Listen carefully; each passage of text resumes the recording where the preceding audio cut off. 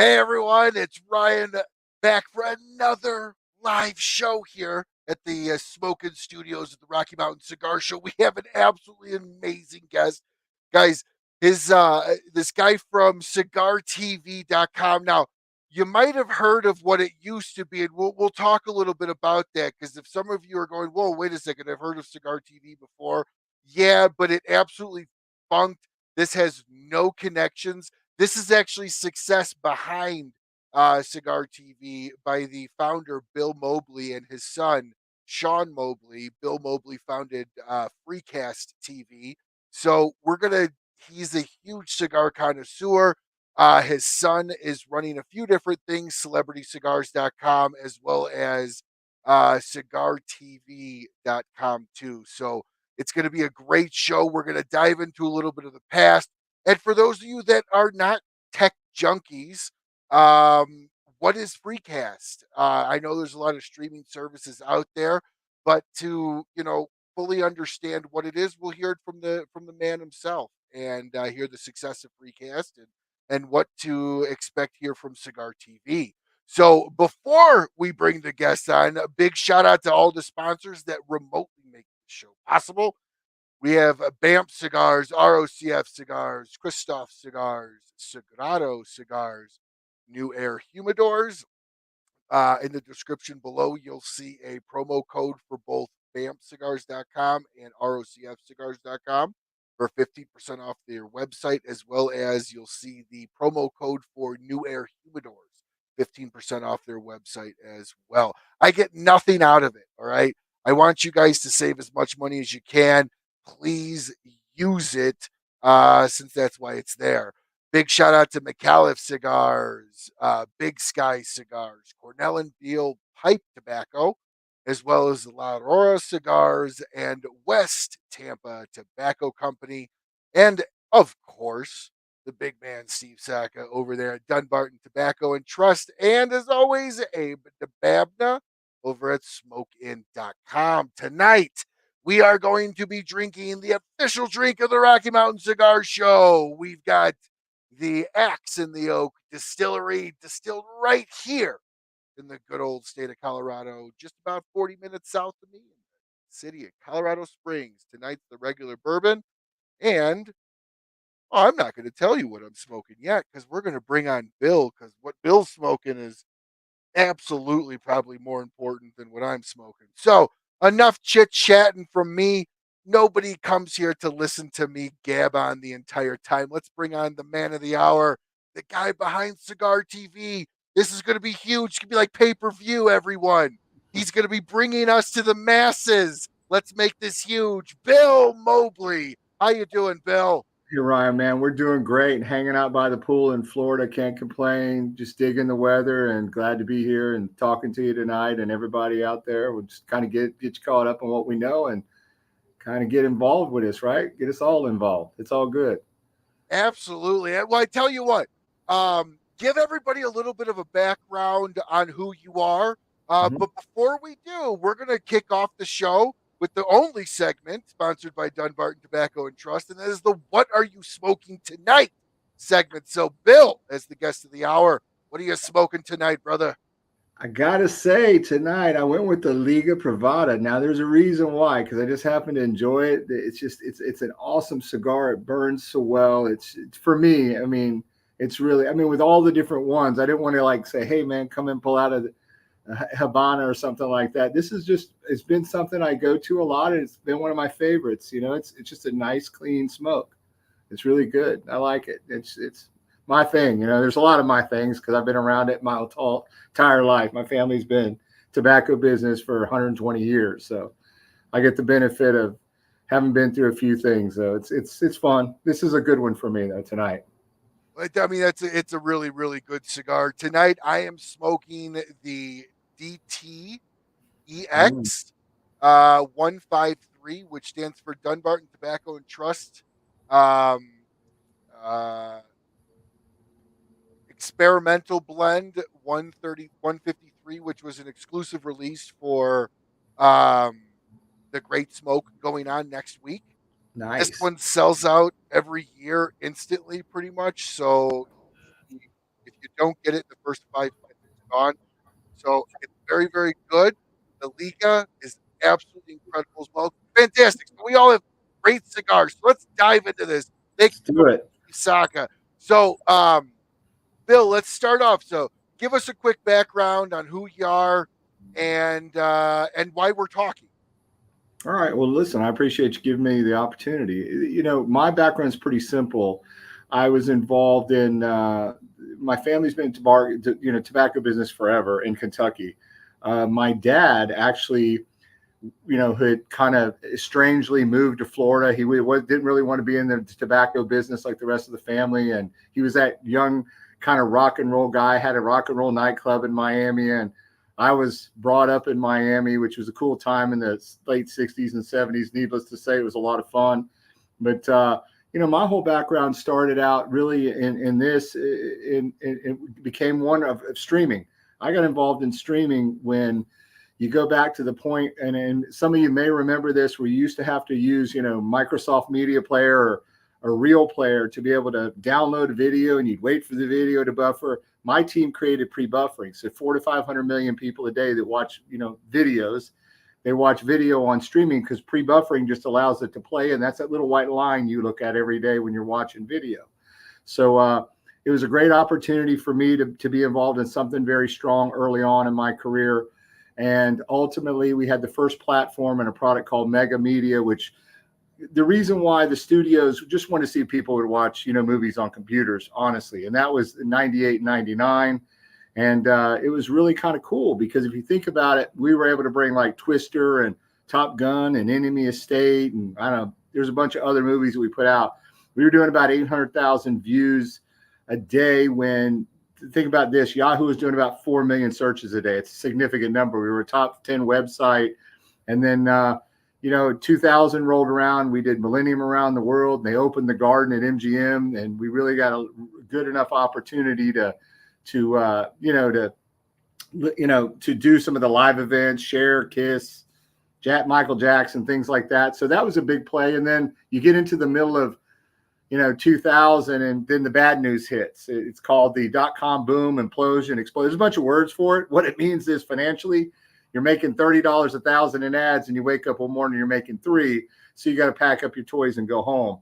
Mama Mobley said, no more being an entrepreneur, quit playing games. It's time for us to have some kids. So I was lucky enough to have two really great kids. One of them would be Sean and Zachary, my other son. And we kind of, I just continued to stay with streaming and got involved in a product you guys might remember in 2010 when I came back. Netflix had kind of gotten into the same game and doing streaming. Obviously, they've become the big giant in the space. And I really wasn't paying attention. I really wanted to do data. I always thought that if I could bring you the guide, because at the time, everybody was trying to find everything on the internet because it was generally hosted on ABC, NBC. They would have their little flash clips of the shows. So I would bring all that together and created a guide, which I licensed to a company that sold it under, it was I really didn't like the name. They called it Rabbit TV, and it sold millions of them in the store. There was these little devices that you plugged in, but all you really got access to was our cool guide, so everybody could find out what it was. And that's the beginning of the story. And today we have, we're the largest aggregators. So we aggregate all the content and give you the ability, the consumer, to manage it. And it's really kind of played out because if you've seen streaming have all become these little walled gardens, and every one of their little apps, and my whole format, and there's a lot of information about our company out there. What we've been championing, being the champions of the whole time, was if we can give you the ability to put almost like a Windows kind of application, a middleware on all of your devices, you can gather everything, get rid of the app diving, we call it, so you don't have to go in and out of apps, and you can load all your favorites, all your information, collect everything in one place. You can watch it from one place and pay for it in one place, but on all your devices in your home. It's not a Roku. It's not an Apple TV. It's not an Amazon stick. It's all of those things that you can use in your home against this one piece of software. Now it makes sense today because everybody's frustrated with streaming because they've all learned how to use it, and they got to go in and out of apps, and you got to pay for 3 or 4 to get 10 things. I mean, hell, football, we had 5 different, apps we had to get into just to watch football this year. I mean, it was ridiculous. So I'm the a la carte guy. I've been, kind of pitching that. Some people call it like the wizard. I kind of look at like I'm more like the Forrest Gump. I've just trudged through it for so many years. I have a really good relationship with most of the networks. A lot of these guys, they're having a tough time because they tried to do a lot of things and it just wasn't successful. So Cigar TV came out of the aspect that my father, while I was doing all this streaming stuff, we would go fishing every year in Mazatlan, Mexico. And he said, "Why are you guys buying all these Cuban cigars when you offload on the plane? Dad, we got to get the Cubans because this is where we can get them. We can smoke them and have a good time while we're here." We took to put them all down before we would leave, a 5-day trip. And he moved back to Kentucky, which is where my family was all from in the tobacco business. And he bought what was called the Mayfair estate. He had some money. He sold his business. And he literally went to cigar rolling school, wanted to get back into the history of the business. And my old man, his name is Alan Mobley. He was called the Kentucky Bourbon Cigar Man. Many years ago, he was the guy who started taking the bundles that would be sent up. He would put them in the Blantons, the Woodfords, the Buffalo Trace barrels, and he would just make enough for each of their literal, bourbon cigar distillery tours. He would have cigars for the distillery tours in all the shops. So he became, if you go back and look up Kentucky Gentleman Cigars, that's my dad, Alan Mobley. He passed away a couple years ago. But the moral of the story is Sean, my oldest son, who is Div 1 athlete, played basketball. He's almost 6'10", played basketball and had a lot of celebrity friends because Montverde was a big high profile school for high school basketball. And he knew a lot of, athletes. And he said, "Dad, why don't we bring this back? Why don't we start working on celebrity cigars? Who makes cigars for celebrities?" I said, "Son, it's a good question." We literally just delivered a whole bunch of them to Max Crosby right before the Super Bowl here. So we just made a lineup for him. So Cigar TV comes from my belief in the industry. And I met with the Newman guys, and because I wanted to go to Tampa, I'm in Orlando. I said, "Hey, listen, what's the deal? How come the marketing's not there?" And I knew that there was going to be resistance from all the networks to be able to, in this case, put up anything cigar related, because even YouTube was giving everybody a lot of, flack over what it was, and they couldn't get their stuff the way they wanted to do it. So I started pushing. I have over 700 fast channels that we produce for all the major networks.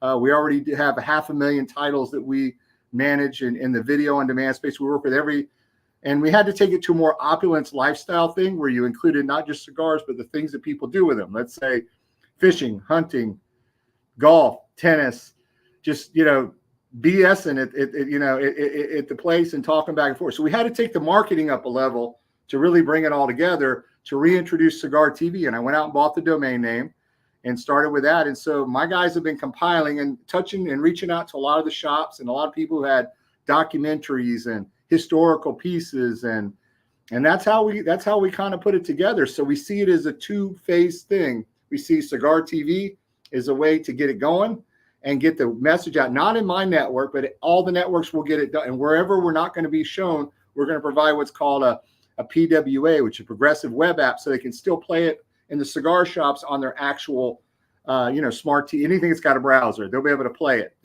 They won't have to be restricted by an app if somebody says, "No, you can't, we're not going to show it," because there are going to be political issues. And so we're going to make it work. It's going to work on both sides.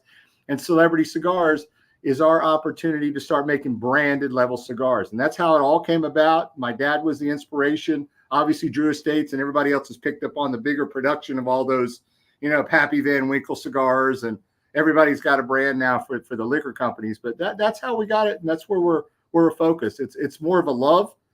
Again, it comes from the heart of where our family started in this business, and still many of my people in Kentucky are still farmers today. So that's where we're from. Nice. So I didn't realize that that your family was so much into the tobacco business for that long.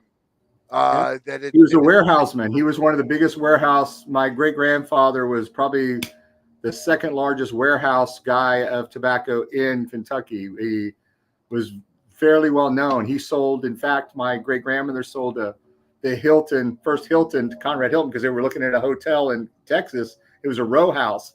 So when you see the Mobley Berger, you'll know that Granny Mobley sold that, which they say there was a man who sold it to Conrad Hilton, but it was, senior, but it was really Granny Mobley who sold it to him because she owned the row house there. And She owned another one in Juno Beach, Florida. She was just a big hotelier person. So that's what she was doing with her money. She was stuffing under the mattress back in the early 1900s, 1920s, 30s, and all that. That was back when a dollar actually was worth something too. So, but your son actually just jumped on it. I think he's coming in here to light a cigar. Coming in hot. What's Hey, up? Sean, how you doing? Good. How you doing, sir? Good, good. I don't know if you have a headset you could put on, but we're getting a little feedback from the speakers. Yeah, I got you.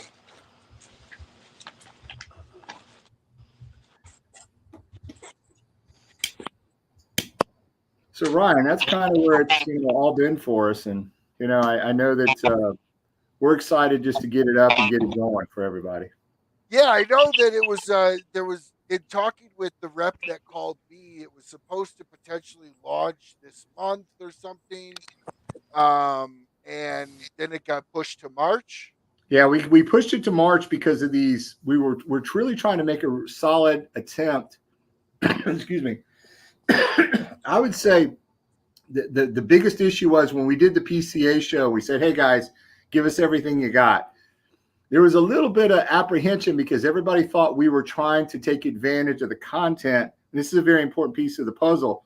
The whole idea behind the content was not for us to take it in and make money on the ads. The idea of the content was to give all the participants the money from the ads.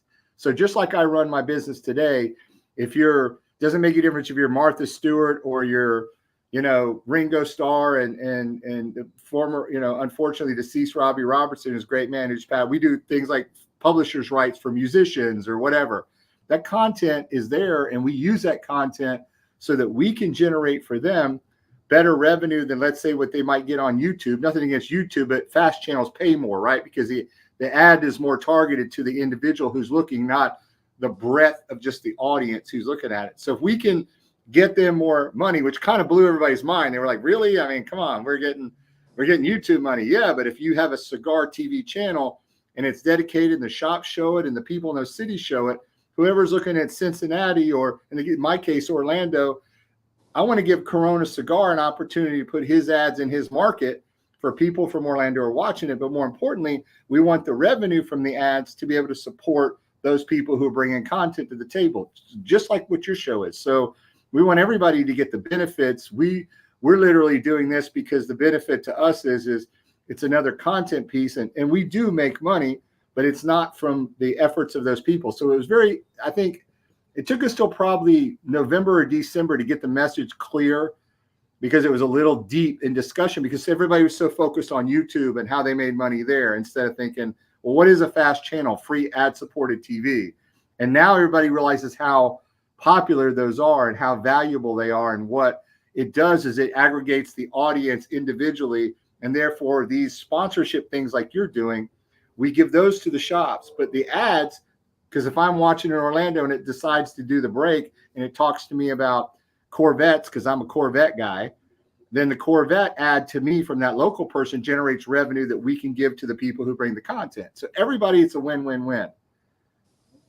Okay.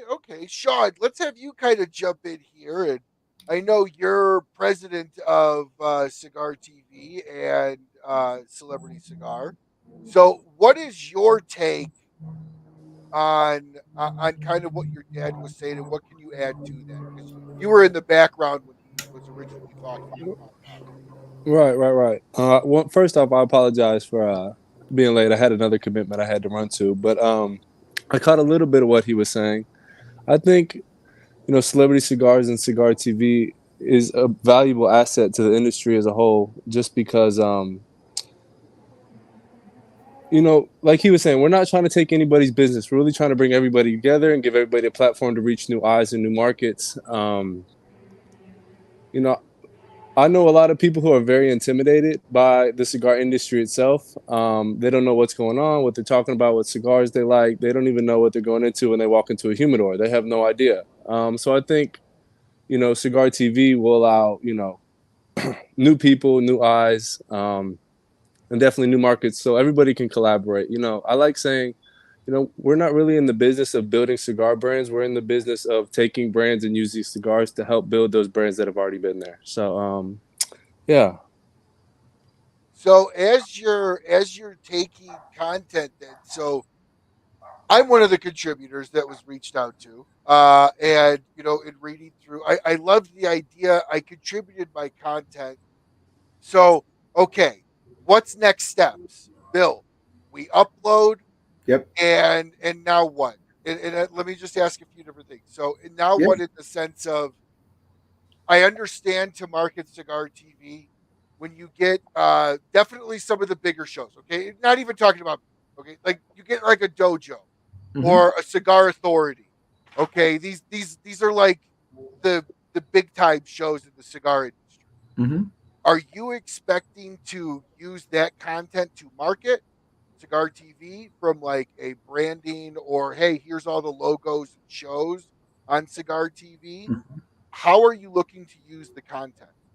The content is no different than MTV, right? I mean, the people enjoy the content. We're the conduit. We're the portal for that. So what we're looking to do with Cigar TV is Sean, and I think he said it well, and I want to elaborate. And this is something when I was sitting with Drew, Robbie, and Eric, right, when we were talking with the Newmans originally about this. This is about marketing the cigar business, right? I mean, everybody's part of it. The content guys are part of it. The guys who are manufacturers, the people who are sponsoring your show, as well as the people who would be sponsors in Cigar TV. Also, there's several things that we've taken a very direct, approach to in the celebrity cigar side. Building not only an AI, factor that can go in, and the first question is, hey, I smoke a La Flor Dominica chisel. Where can I get it? Here I'm in Orlando. If I'm visiting in some town, I should be able to find that information. That's important to the user. That's just a basis. The other side of it is having a directory. So part of what's being built into the celebrity cigar. So and again, you always need a marketing voice. So the marketing voice is putting everything into marketing the industry into Cigar TV. We don't, we're like you guys and everybody else. The e-commerce side of our business is celebrity cigars, right? We make custom cigars for people, which has nothing to do with the competition in the stores and the shops or anything else. So that's really if you ask us what our value proposition is for us, our value proposition is to make custom cigars like my dad did for the liquor brands. We want to make it for your let's call it your reunion, your corporate gifts, all those things where those custom cigars get made for you and are shipped to you in gifts. Golf courses who want to give them as a 4-pack, things like that. What we want you guys to do and get benefit from is tell the story of the lifestyle of cigars. And that gets the value to the shops through the directories and through the ads that we give them in the local markets. And that gives the sponsors an opportunity to put their wares in there. So for us, that's just the marketing side. That's to get the word out. That's shouting on the mountain. Hey, cigars is a lifestyle. Cigars is a thing that people, go and socialize and enjoy. Celebrity cigars is our e-commerce side for us, which is uniquely different than what anyone else is trying to do. We're trying to focus on those small batches for those brands, those Sure. mom and pops. So that's Having really, a baby. that's our, yeah, you had a baby. Graduation. Mom and dad are buying the groomsman set for their daughter's wedding. Yeah. That's really our approach to our side of the business. It's really overall marketing the business of cigars, which, the latest thing, Drew's latest documentary on the Newmans, the people don't really know about that, and it's not out front. But if it's one of those 125 channels that's on Pluto or Samsung or LG or all their free channels, Freevee, then it's exposed, and the industry is talking about the industry. You guys are talking about what you do, not what we do. Oh yeah, no, for sure, absolutely. And to that point, okay, so there's a channel, everyone's coming in. So Sean, how do you, part of developing a channel, especially on something like Pluto, which does have live programming that Yeah. changes every 30 minutes or 15 minutes or however long the program is, how is the programming going to be decided? And I asked the question because you get certain shows like mine Yeah. that this is live during this time. So would you have shows live during that time? How would you determine what gets played and when and where? That, Ryan, I'm probably better to answer that on the Oh, programming sure. side. Go ahead. Yeah. Only because it's the FreeCast side of the business. That's, how we got involved in it. It's pretty simple. The programming is sorted by a woman named Belinda Rivera. Belinda is 20 years at Olympusat programming. So we brought her into FreeCast. So what she does is she takes a myriad of the content, the on-demand content, and most of it we're starting out with right now is on demand, right? Because you can't really slot live shows until you get the thing up. And then what you'll do is you'll make those decisive points in the system where you'll bring on the live shows, right? Because the first thing to do is to get Cigar TV up with all the what we call on-demand documentaries, movies, shorts, longs, a podcast, everything else. And we're going to put those in blocks. There's going to be an 8-hour block. So an 8-hour block is going to repeat 3 times a day. You got daytime, you got nighttime, and you got overnight time. Just like any normal station builds a 24-hour station. Cheddar News is a perfect example. And your live stuff, unfortunately, at the beginning has to be pseudo live. So your show, let's say if we were shooting it tonight, we may have to put it on tomorrow night, or sure. if you put it on a week from now, whatever, it would be put in its slotted the same way. So you would still be in a slotted programming. It's just until we get to the point where we have enough of it, and we certainly want to do live. There's festivals, on Sean's team. He starts production and begins to start doing shows ourselves that make a lot of the fill-in, right? So things that you want to do like that aren't being covered right now by the masses. You have your specialty of your show. Each guy has his own thing that they do. But more importantly, who goes to the live festival and films a festival? You got guys going to the PCA. You got guys going to the Big Smoke. You know what I mean? So we have to be able to make all those collections of things. And then once it becomes very, I would call smooth and symmetrical, then we start looking at those time zones where we can start slotting live things in there. So then how are you going to figure out what shows to put where? Because they're going to come into a pattern of programming like you would any type of network television show, which is what Belinda's got 20 years of experience doing. You're going to basically, but I'll give you an example. You're not going to put 2 of your episodes together. You're not going to put 2 like episodes together. You're going to put a movie just like you would in a normal programming thing. Think about a Saturday afternoon, right? I've got certain types of shorts, and then I got an afternoon where I'm going to have like the tough guy movie, where you get the Expendables and the other movies that you've seen 100 times that slot in, and Hangover and whatever, right? And then you're going to go ahead and you're going to put in some of the new stuff, which is pertinent to what's going on today. And it's the same thing with any type of programming. You're going to have all those things blend. You're going to have news, which is what we're going to try to spend some time doing, creating some news in our production, which is about the industry. Hey, here's important things that are happening in the cigar industry. So it's general programming like you would anyway. You use what you have, and then you build what you don't have. Now, eventually, is the goal to be static? So it could be like, hey, watch Rocky Mountain Cigar Show every Tuesday at 2 in the afternoon. 100%. So yeah, that's programming. That's a programming schedule, right? Yeah. So you'll be in a programming schedule. And again, you're going to play 3 times a day, because that 8-hour block is going to loop until at some point you got 2 12-hour blocks. And then the more content you build into the system, then you don't have something repeating in a day. You got a 1 24-hour block. But the point is, you're still going to be in that time slot in the beginning, at least in 3 times in that day. So if you're at 1 o'clock, you're going to be showing again at 9 o'clock, and you're going to be showing again at 5 o'clock. Does that make sense? Because that's absolutely using every 8-hour loop or whatever.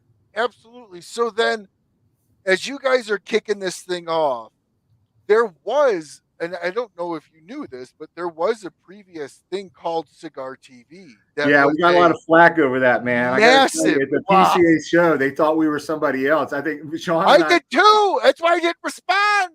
Yeah, I did too. We're like, wait a minute, man. We're coming at this from a completely different perspective, not just a Facebook page or a, somebody throwing up. And no disrespect, I don't know them. I don't know what they did. No, I don't either. Yeah, and ultimately it was an attempt to do something that they didn't have the resources to pull off. And in our case, we're just the opposite. Like, we're beyond having the resources. This becomes a love of a passion. You know, I guess if the guy at Pluto or Paramount had the same passion, he probably would have done this too. Or, you know, I mean, this happens to be one of our passions. You know, his grandfather, my father, my great-great-grand, he's named after his great-great-grandfather, who's the man who started, you know, was the warehouse. His middle name is Hollis. You know, you don't hear many guys with the name Hollis Mobley. I mean, for God's sakes, you know, that goes back to 1920. That's a Kentucky name, too. That's a Kentucky name. That is I mean, that's so close to holler. Like, that's a Kentucky name right there. Funny, a lot of the basketball guys that he played basketball with go, "Hey, man, holler, holler, holler." That's what the hollow. They've changed that around so many times, but it's funny. I'm glad. Oh, yeah. Absolutely. I almost kind of think that was maybe the formation of that name was under a little bit of moonshine, and somebody pronounced holler wrong, and they're like, "Hey, that's a great name, Hollis." You know, you want to hear a funny story? My old man, I told you, was the Kentucky. You know, they call him the Kentucky Cigar guy because he would go all the festivals, Bardstown, and you know everything that was in the bourbon festivals. And ultimately, he was in a show that was produced by the guys who did the what's that? Southern Charm, and they filmed 4 episodes of the Cornbread Mafia. If anybody gets a chance to actually read about the Cornbread Mafia, it was a combination of the tobacco guys, the shiners, and everybody else. My dad was actually the lead guy they had out front in the Cornbread Mafia, and that show lost its production they picked up Southern Charm. They didn't pick up Cornbread Mafia. He must have not been a good enough actor, I guess. But the funny story is there's 4 episodes of the Cornbread Mafia, and Alan Mobley's he's holding almost looks like a muzzle loader or something, right? You know, the way they had this thing done. But that's funny that you even bring that up. That's what it was all about. Hey, I don't know a lot, but I know a little about a lot, right? And that's really the kind of trick in life. So there's a question here from Mike. So we'll ask this question really quick. Obviously, there's going to be fillers in between stuff that you guys shoot, maybe stuff that you guys bring other manufacturers to shoot. Are there a channel like this I see to be great for how-tos, for the at-home rollers? Because a lot of cigar guys, unless you're a geek like myself and you guys, don't know that you could go online and order straight tobacco leaves and make your press and actually try this stuff at home. So are you guys going to offer that type of content as well? Yeah, I think I can jump in here on this one. Like I was saying before, you know, a lot of people, and what you just said, a lot of people don't know much about cigars. Like my father was saying, you know, we're in Tampa, Cigar City, and it's a perfect location for us to start off as we're building this channel to go around places. I know that there's one shop in Ybor on 7th Ave that actually teaches cigar rolling classes. So me and my production crew will run over there, shoot content on that, you know, get the insight from the people that own those lounges, and definitely, you know, how to roll cigars, how to store cigars, how to, you know, whatever is related. And also the AI chimes into that stuff too. So yeah, we'll shoot a bunch of production, a bunch of content as filler content for these channels. So then what's the benefit to the shop owner? And the reason why I ask that is you guys, especially you, Bill, have probably been in 10 times more lounges than I've ever even thought about being in throughout my life. But most of the lounges I'm in have golf, football, baseball, sports, ESPN, Sports Center, Weather Channel, depending on if it's an older population or not. Mm-hmm. How are you going to turn around? Because every TV is a dollar value to the shop owner. Mm-hmm. How are you going to turn around and get them to play the content? But not just that. Essentially, you're trying to be the CNN of cigar shops. CNN's got to deal with every major airport lounge or every airport to be in there. That's what you guys are going for. So how are you going to also get them to turn the volume up? Right. To even enjoy the show? That's a great thing. So there's 2 things. One is the value of the channel, and I'll address it in 2 ways. One is it's a fantastic question when you look at them. Let's stick to, and again, I'm just going to use Corona because they've got a couple here in Orlando. You could use, Monte Cristo, whoever it is. The point is this: they on that channel, because streaming is different than traditional TV. Traditional TV, you're looking at a regional market, right? So if I'm in my local market, I get the local car dealer, I get the local mass tort attorney, whatever is doing commercials. We're giving the commercials to the cigar shop. So if we're all watching right now, wherever we're watching from, if I'm in Orlando, Sean's in Tampa, and you're in your area in Colorado, what's going to happen is those people who are watching from the shops or people who are watching from home are going to get the commercial about that shop. So we're taking their, hey, this is what's going on at Corona. Hey, take a look here today. So we're giving them the exposure in their market to the people. And like even Sean mentioned, all those people who don't even know what it's like to go to Corona yet, to go sit down and have a cigar, or to go to Monte Cristo's and have a cigar, or go to the Grand Cathedral and have a cigar. They're going to know because we're going to do three things. We're going to give their commercial in that market to those eyeballs who are watching from those eyeballs. Two, we're giving it to them in that app that allows them to go and look for, hey, where's my favorite cigar in a place near me? Or if I'm out of town, to go visit a place because out of town, I'm on a business trip and I want to go someplace where I can hang out. All those things interconnect with the show. So it's cross-marketing. But more importantly, the thing that we just said is that type of understanding of what cigars are about, how to roll, all those historical things are very much valuable into the intrinsic value of that shop to be able to market that up. But here's the second thing. We're literally going to go into a subtitling format too, because we want it, if somebody's killing the sound, and what you mentioned about CNN is what they call OOH, out of home, right? It's OOH. That's a different type of streaming. So what do? You run subtitles with all the textuals, and you let AI basically run that text across the bottom of that. So as we're speaking right now, this would all be subtitled in case it was unable to be heard for some reason. But I'm pretty confident in it. Most of the guys that we've spoken to, they're like, hey, wait a minute. You're going to put our commercials on 3 times a day in our market. Plus, you're going to talk about the industry. Plus, you're going to give us a venue to be able to promote events and things like that. And you're going to give us, I don't want to, Weed Maps is a rough way to go after it, but it's Yelp and Weed Maps are the 2 best ways I can explain the apps, which what they do is they tell you where everything's at. And that's a critical thing to a cigar smoker. Right. And there's somebody who's never smoked cigars and, hey man, I want to go find a cigar lounge. That's critical. So all of those things combined have tremendous value to those shops. So then are you going to ask the shops to create a commercial if they don't have one?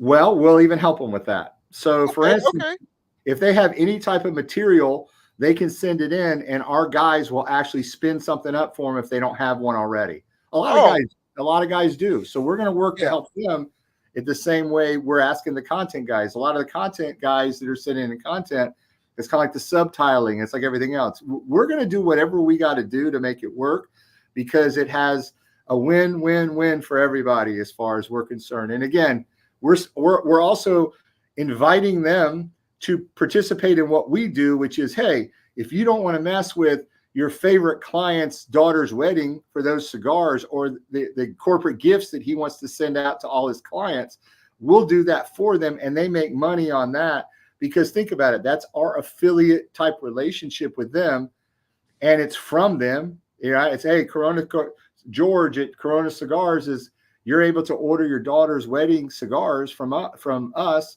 and George, whoever runs that shop, is going to make money on that as well. That's our e-commerce side through Celebrity. Okay. So we have a question here from Pick Jimmy Cigar Reviews, and I guess you guys have reached out to him. Now Jimmy and I don't know each other, but he says, so you're going to run ads for competitor shops on TVs at other shops? No. Because what's going to happen is you recognize their IP. What's going to happen is that shop's putting out his. The guy who's looking at it from home, yes. So it's a no and a yes. Think about okay. So if I'm watching it on my phone at the shop, I Yeah, will potentially see other ads from other shops because it's on my phone.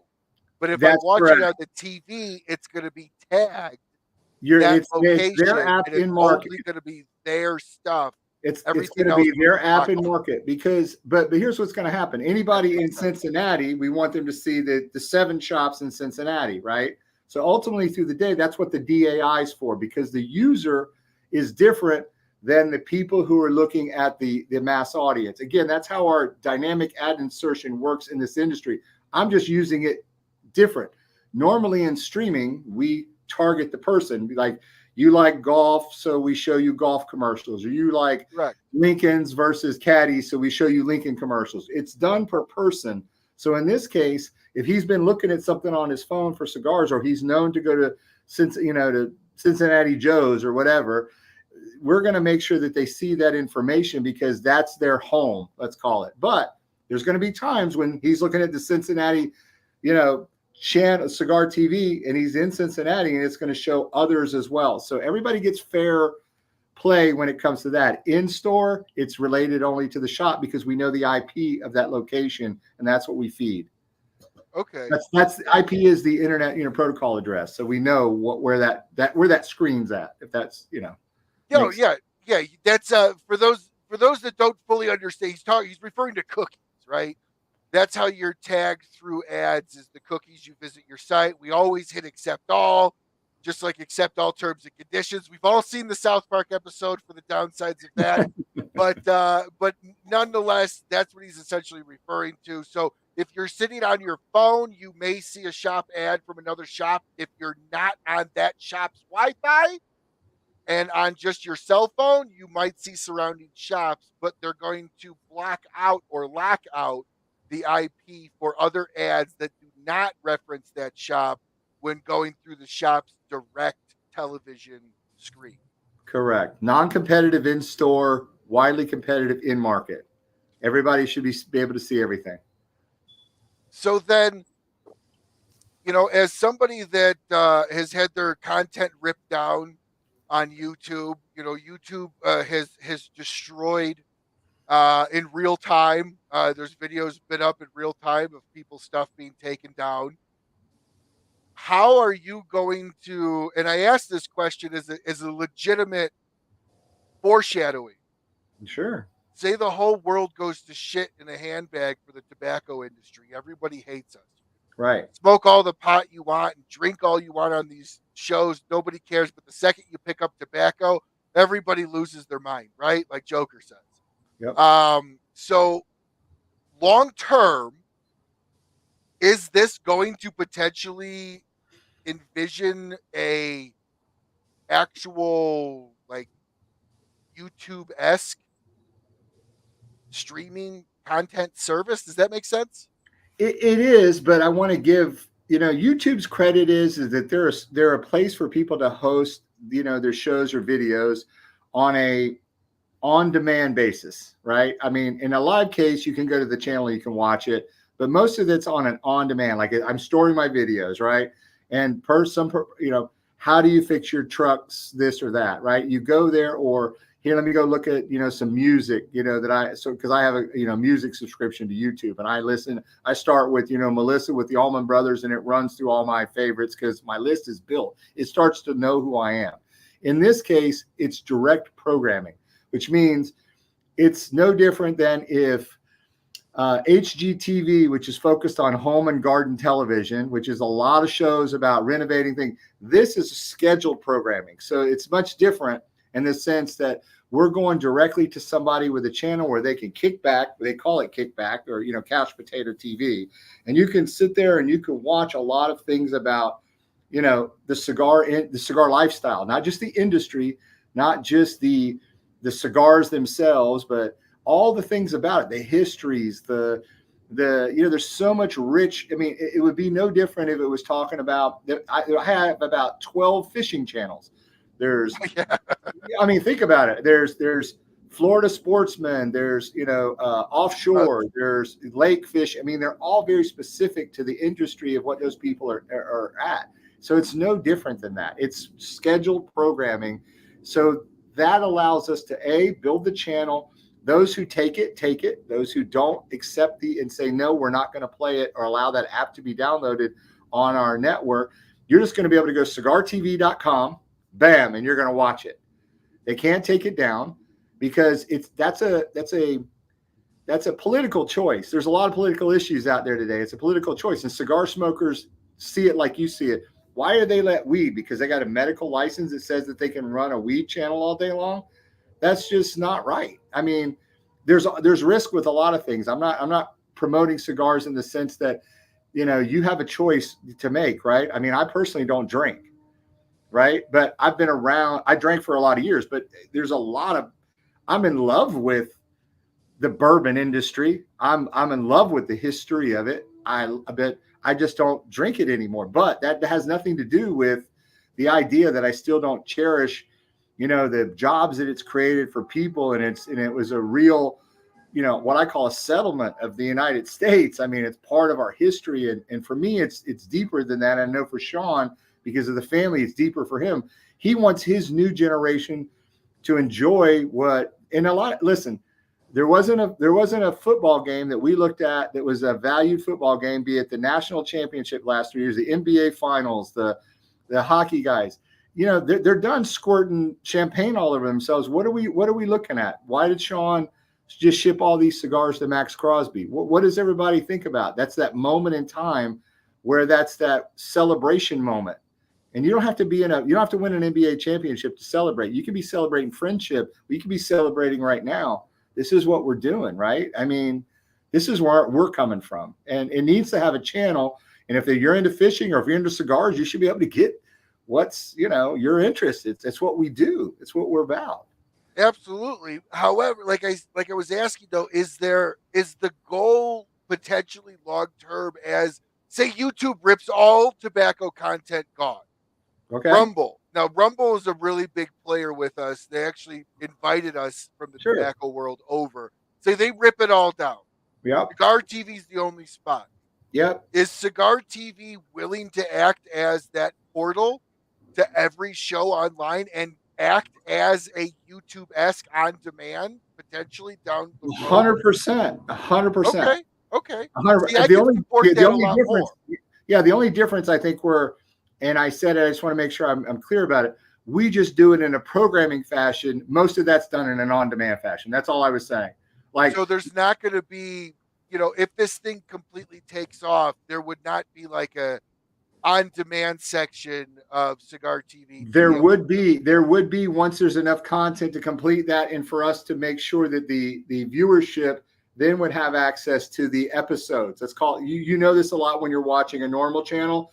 It's the same thing where, hey, I'm watching this new episode of Jack Reacher on Amazon, but I can go back and watch the other episodes. I can go back to each one. So episodically speaking, it'll be series episodes, the whole thing. It will be on demand. I'm just saying our core business is making sure that we produce enough, fresh content first. Yeah, Josh, it does sound like it's going to be not only the new, but the historicals as well as the live and archival footage from other manufacturers. I know JC Newman's got a shit ton of archival footage. That they could probably fill a year's worth of straight footage without even ever stopping JC Newman's footage from airing. That's how much they got, I know. Yeah, I love those guys. And they have great position on a lot of stuff, but at the same time, Tampa is that epicenter kind of thing because of how it, historicalized, the growth of the business, but it's growing in other places too, right? I mean, so 100%. We want to give everybody the same spotlight.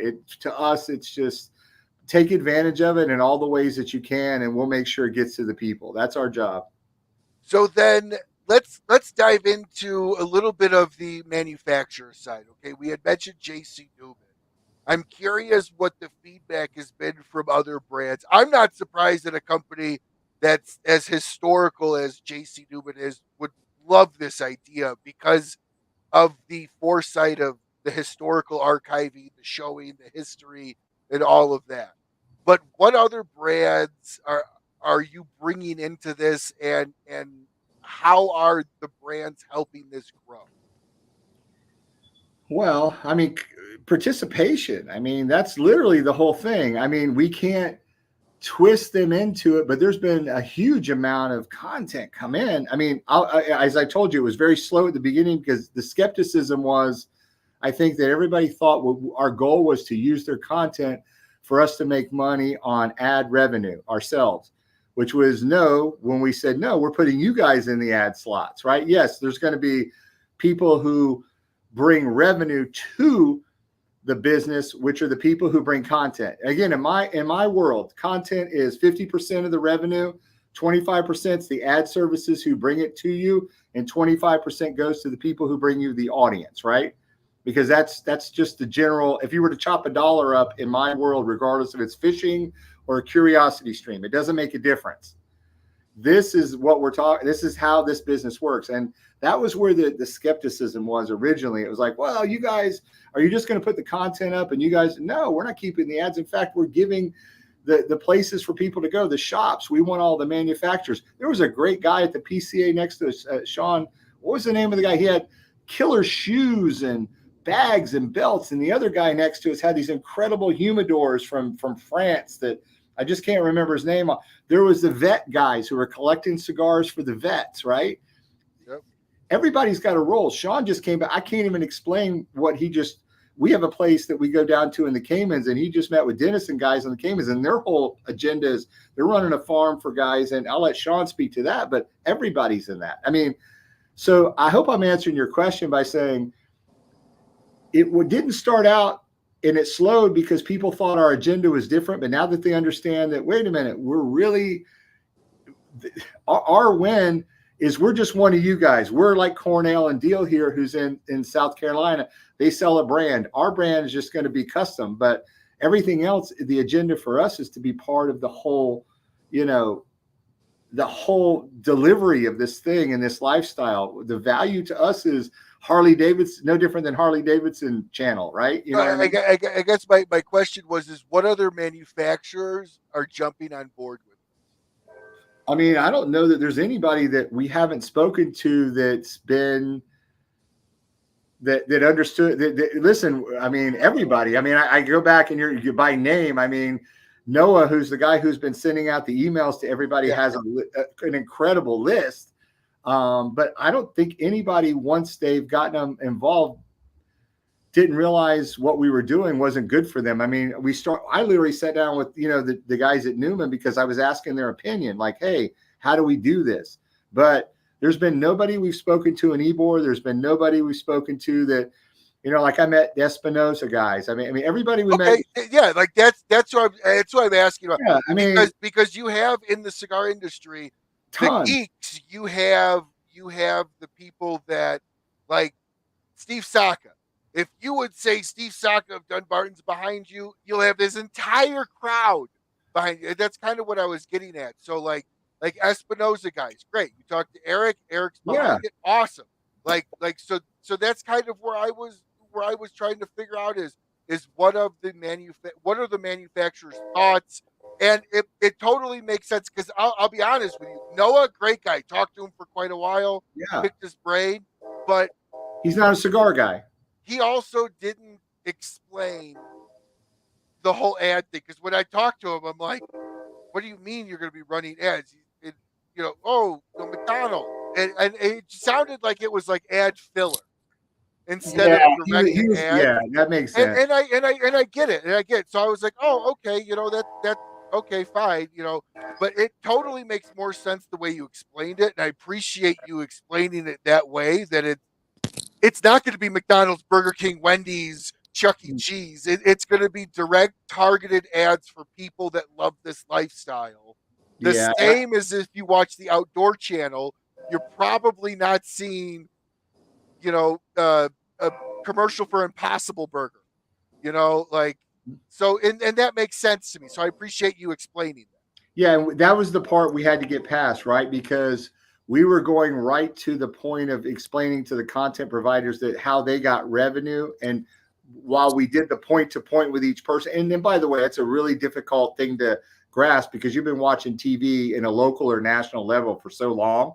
So you just see like I said, the mass tort guy who's an ambulance chaser, or you see the car dealer or whoever, the insurance guy who's in the market. We're just saying that the ads are going to be targeted to the person. So if you eat McDonald's every day, it might be pertinent for you to get a McDonald's ad because we know you like McDonald's. That money goes to the revenue pile that comes back to the content provider, because whatever that person's interests are beyond cigars, because remember, while he's looking at content all about cigars, and he's getting a lot of cigar manufacturers, cigar, shops, cigar history, everything that he's getting, he's also going to get what interests him, which is where that money comes to bring revenue back to you guys, like you would if you were doing, YouTube. You do a lot of your own stuff. You bring your own sponsors. That's how you manage. You have to. YouTube does not allow us to monetize. Therein lies where I'm saying we're a little bit different, right? So now we get all those combinations in place. And actually, I'm breaking YouTube terms of service by even advertising the way I do on the show, because they want all ad revenue to go through them. They want it to go through them. They want it to go through their ad server. In our case, think about our system is broken up into those three parts. It's broken up into the value we give the shops, which is their own stuff, the value that we give to the sponsors, which is everybody who's a manufacturer, product, everything that has to do with the industry. And third, we hit the individual about the things that if it's a Callaway Golf Club, because you play golf, we're going to stick a Callaway golf ad in there for you, because I also need to get revenue back to the person who's bringing their content to this. And that makes sense. So, Sean, question for you. First off, how old of a guy are you? You're like 7'5", right? Yeah. I said you were 6'10". Yeah. Yes, sir. Oh my gosh, I am not that old, dude. I know that you gray in the beard, but so how old of a guy are you? You're fairly young guy. 25. 25. So, man, you graduated high school, threw into D1 in college, played tons of sports, probably lived it up for a while, graduated, your dad said, here you go, 25, grow up, and here, you run this. So you get out. So kind of walk us through how you, obviously your dad being who he is, this is pretty foreshadowed that you were going to probably go into the family business in some extent, in a tech space of some kind. Your dad's huge at CES. I know that. So what has it been like for you, literally coming from college, being handed the keys to this and being like, build it? Yeah, it's definitely a learning process. But the way things have fallen in line, like you were saying, my grandfather passed, I ended playing ball. I finished college, and it's like, do I go overseas, or do I know you jump into the family business? I moved to Tampa, Cigar City, and the way everything is kind of aligned, it's almost been kind of like picture perfect-esque in a way. But yeah, for me, he is the know-it-all when it comes to streaming television and the backbone, the car mechanics of this thing. And for me, I'm more of the flashy side. I want the nice rims, and let's make sure this paint color is right. Let's tint this thing right. I like, butter pecan inside leather seats. Butter pecan inside leather seats. Wow. Maybe I am getting too old, because I remember when it was tan, brown, khaki, black. Yeah. So, for me, I'm on the production side of things, I'm on the operation side of things, and I'm on the relationship side of things. So, the Max Crosby guys, the people on 7th Ave and Ybor, I want to make great connections with all of those people, because, as we start off, this thing isn't like you were saying, who are you working with? We're not jumping at these Davidoffs right away. We're going to start working with some small guys. We're going to get some guys on board, and we're going to build this thing. So I guess that's how my relationship in this thing works. I'm learning as I go, but we're building, and I'm growing as well. So the average age statistically for a cigar smoker, again, your dad being a lifelong cigar connoisseur, not surprised. You probably stole a few cigars as a young kid, like I did every once in a while from my buddy's dad too. So you've probably been smoking for a little bit now. The average cigar smoker coming in is usually around 28 to 30 years old before they become a quote unquote normal or regular cigar smoker. And even at that, the average cigar smoker is like 5 cigars a year, right? Usually Right. holidays and celebration. how are you coming in going to help bring in a younger crowd to this cigar industry? Because I think you have an amazing platform. You have an amazing megaphone to be able to do that. How are you going to contribute to that? Certainly need it. Definitely. I think it's becoming younger and younger through sports. You know, the celebratory cigar after you win a bowl game. You know, they're smoking cigars.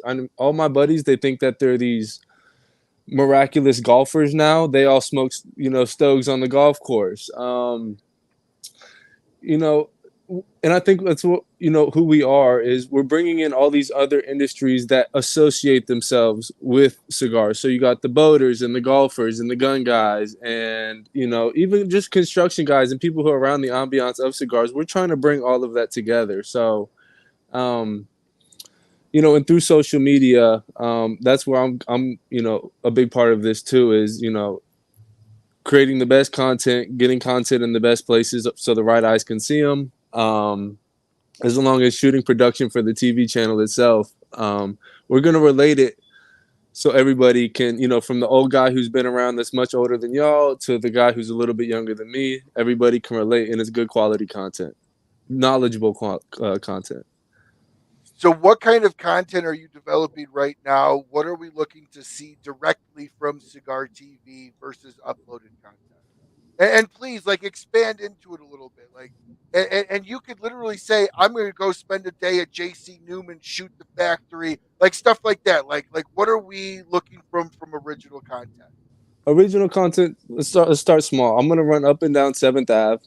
I'm gonna go into every cigar lounge, every shop owner I'm interviewing. I want tours of your facilities. I want tours of your humidors. I want to know what your favorite cigar is. I want to know what your best seller is. I want to know your history. I want to know why you're in this thing. Like the questions you're asking us. Family business or not. How'd you get into this? Where are you from? What's your culture? And then we can travel. So, for instance, I just went to the Cayman Islands, and we met a guy named Scott Ha at the PCA, and he owns Cayman Cigar Company.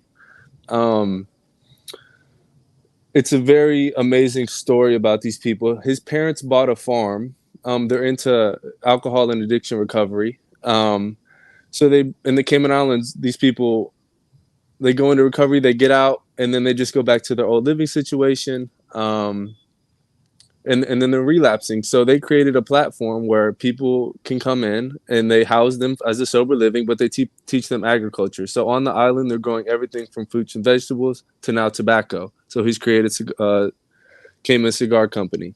So we'll shoot stories like that.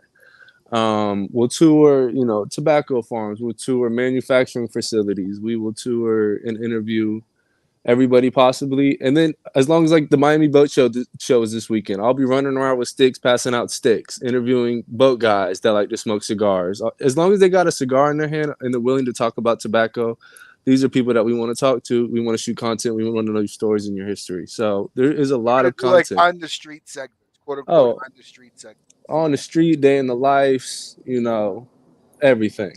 Now, are you going to be bringing in, the the celebrity world is greatly expanding inside of the cigars. I mean, granted, I think it shrunk, but now it's kind of coming back. People are being a little bit more loud and proud about it. Are we going to be seeing like celebrity smoking cigars? Are we going to be? Are you going to be doing like cigar aficionado sit downs, like that type of stuff? Like, what do we take for instance Patrick Mahomes?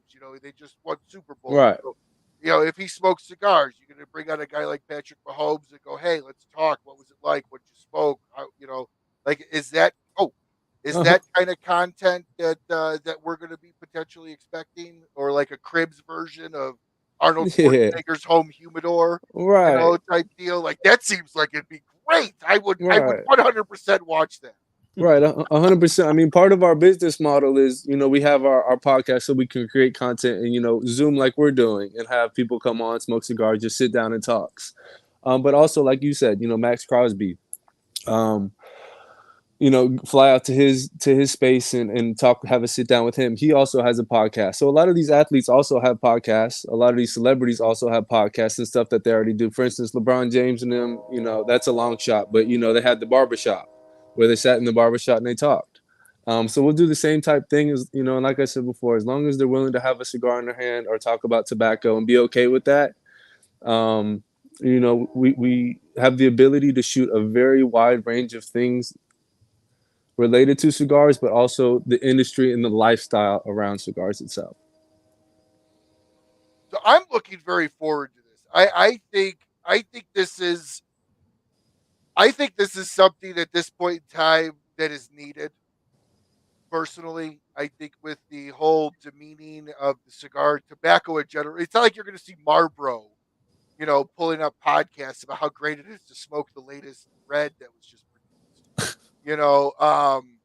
So I think this is great. I think if marketed correctly, you guys could be the CNN of airports in that sense, like going across an entire area. So as you're reaching out to local markets and you're trying to bring in local markets and local shops, what has been your biggest challenge outside of explaining the ad section of it? What has been some of your biggest challenges, and how can the viewers watching make your life easy? Pops? Well, I would say, honestly, it comes down to just willingness to participate. I mean, I don't want to take anything away from that. I think that everybody's involved at a different level, and there's nothing that's not, what's the word? Sacred's not the word. Interesting is probably just sounds weak, but I guess what I want to say is that everybody's story everybody has something to say and something to tell. There's a lot of reasons why cigars are involved, and I'm not trying to be boring. I'm trying to say I don't want to be not. I mean, obviously, more like you said. If we're talking to Seth because he was just on the cover of Aficionado, right, and he wants to talk further beyond that, if there's somebody has an agenda that, like what he was talking about with Scott and the Caymans, that's a story. So anything that we can bring into the culture of what's going on, there's a reason why Seth is smoking that cigar. One, he enjoys cigars. Number two, he just put out his brand, right, on the bourbon side. So they generally have a lot of reasons for it, and it could just be their love for cigars. It can be their mission. It can be but if you involve the people who are of time as well. I think one of the things that Drew and Eric Robbie shared with us is that what they said to us, it was kind of like an amazing event because they were proud to show us the factory, which they should be. But it's more important for us to talk about how cigars have been marketed. They've been marketed certain ways. And we saw at the show, you put guys like Guy Fieri up and you put like Ocho Cinco up. That was, some of the big drops. Mailman was there doing a drop. I call drops because it's kind of like, and it's not NFTs, but they're dropping cigars, right? But at the end of the day, as Palmentary. Yeah, I mean, all these people are not just putting these brands out because they're related to something. Guys, relating it to his business in the food and how he feels it goes with a special wine in a dish. And he celebrates that. So I keep going back to the word celebrate. And I wanted to say what's interesting to the public, there's no magic to that. That's the honesty of the whole thing. When you're in your own clique and your own group. I mean, Sean's in his own group with his basketball guys, but yet now we have guys that are in NFL, that we know because they chose to go to the NFL over basketball or whatever. They're celebrities for the reason they are, to get their stories and to get their input. But celebrities also exist in some of these stories up and down 7th Ave or in Miami or in the Cayman Islands. So I don't want to say that anyone is more important than the other, but some certainly might be more interesting because if LeBron pops up on the channel and we're making that attempt to do things like that, then we've kind of think about Lifestyles of Rich and Famous. What was so exciting about that show before Cribs and everything else? You're like, damn, I'm inside, somebody's house and I see how they live and what they're into. That's what you were interested in. And cigars is part of that. That's part of, and all we do is stay concentrated on that. And we might see a cool set of cars because we're smoking a cigar walking through their garage. That's Sean's opportunity to take the people he knows and the relationships that he's made. He's a young guy that can make this entry, and at 25, he's now having to think like a 30-year-old and go in and make these things, these become bigger opportunities for some of the rest of us. But it's no different than sitting down with, Marvin. I would like to be in New York at the Carnegie Club having this conversation with Marvin right now, because Marvin's been through hell and high water just trying to keep the magazine and keep everything going. I mean, his story, does anybody really know what Marvin's story is? I would love to be able to get Spectator.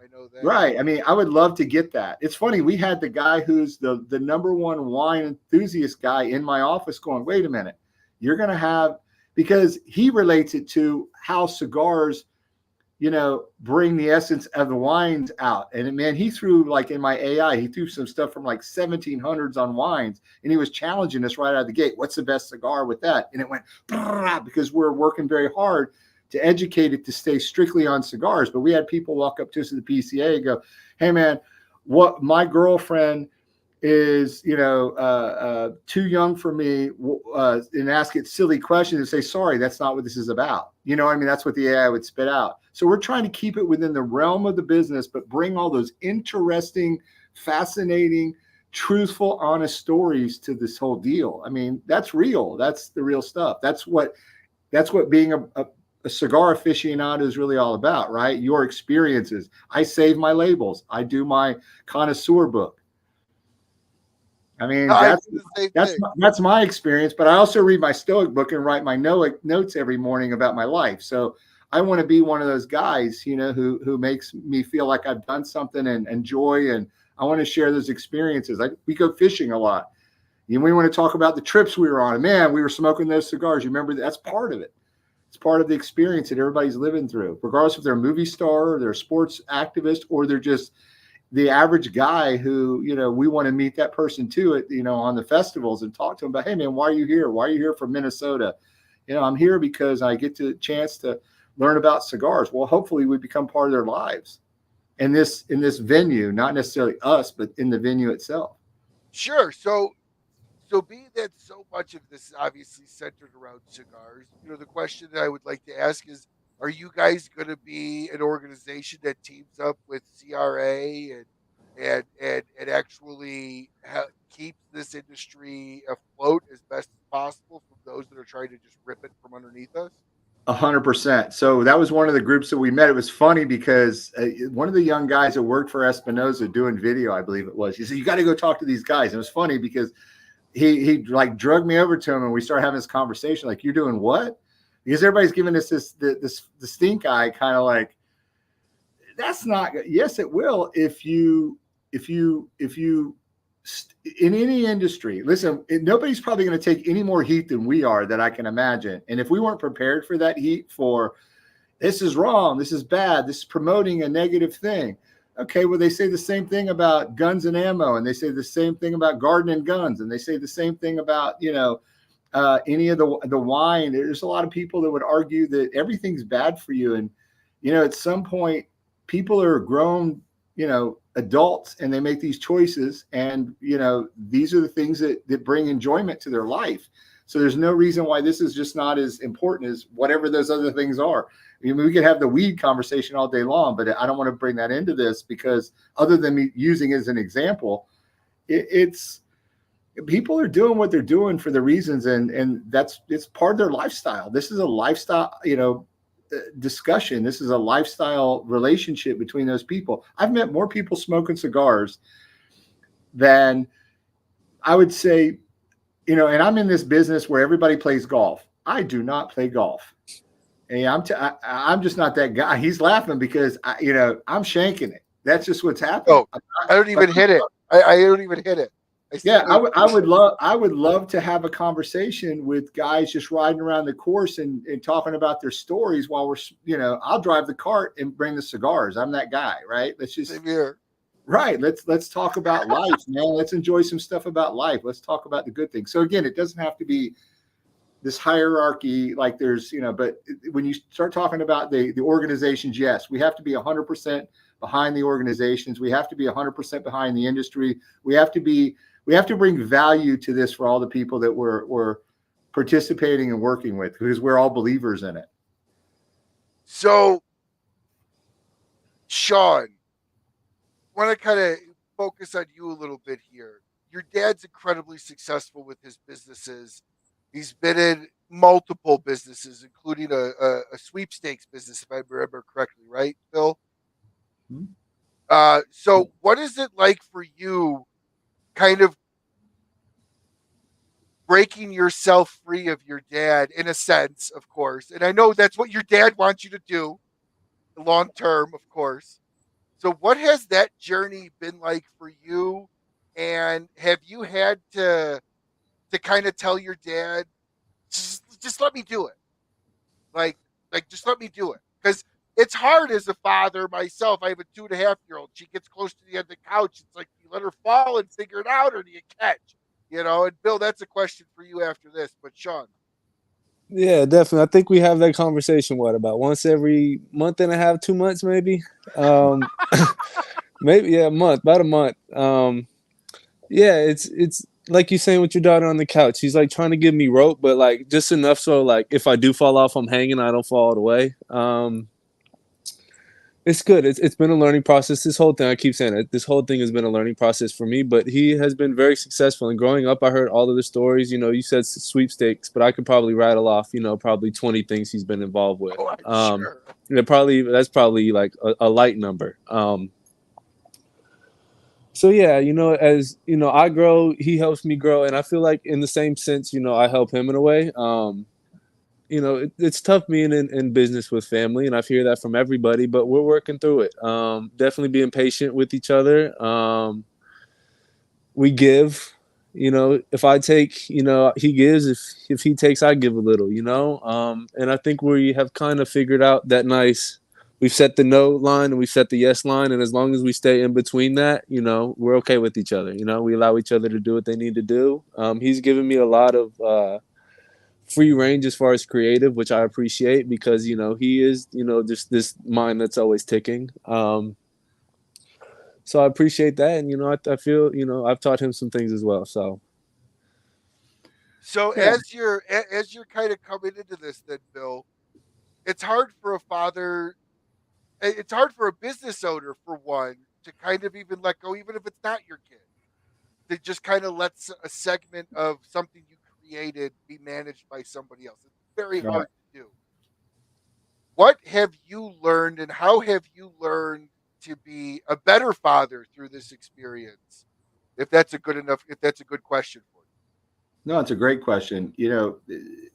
It's with patience and understanding, because what I'm learning as I get older, and this is with my son and with all the people who work for me, they're younger, right? I'm starting to begin. When you get to sort of a certain part of that mountain, you want to just take that big deep breath and you want to give it away.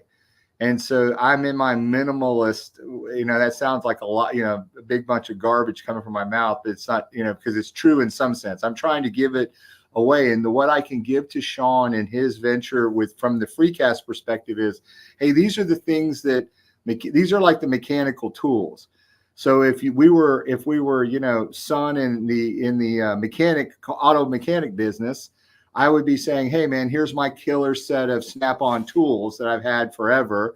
And I've built this big collection of Snap-on tools. Any of you guys who understand certainly cars, you realize that getting your dad's big toolbox of all those things.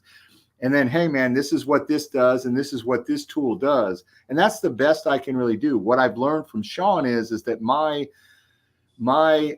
understanding of what people want today is completely different. I left a Magic game with my other son, Zachary, and he was sharing some of his new music with me. Now, from a guy who's a music buff, who I opened this when we were talking, like I start with my Allman Brothers, and it leads me through, years of very good music, Clapton and everybody else. These guys have a totally different, Taylor Swift. yeah, they have a totally different perspective. But here's the cool thing. Zach went, and Sean's done this to me as well. They go back and forth from, what I guess is called rap, but then they jump over into country music, right? And it's like they enjoy all of these things. And my job is to just give them the Snap-on tool set. Here's the tools that I've got to work with. And I need to listen to him a lot about, man, this is the way a band's got to look these days, Dad. This is, if we're going to be giving custom cigars to these people, it has to be special. It's not just their logo. It's got to be, how does that raise emboss? And that paper is so difficult because it's a specialized process. It's different than just, a flat printer. And, yes, you don't use adhesives because you use cigar glue because that's the way it's supposed to. So there's a lot of tradition and everything in the tool set. But more importantly, there's all the new things and all the new interest in things that are coming up and the new ways to do things. And I don't know those things. And I have to be understanding. And yet, I also have to be the guy who says, hey, here's, the way the revenue works. So I kind of have to be two things. I have to be the guy who has the killer tool set, and I have to go all the way to the other end and say, here's where the economics work for everybody in this picture, because this is how it will survive and it will become this, legacy thing, and not only as a business, but also as a growing brand.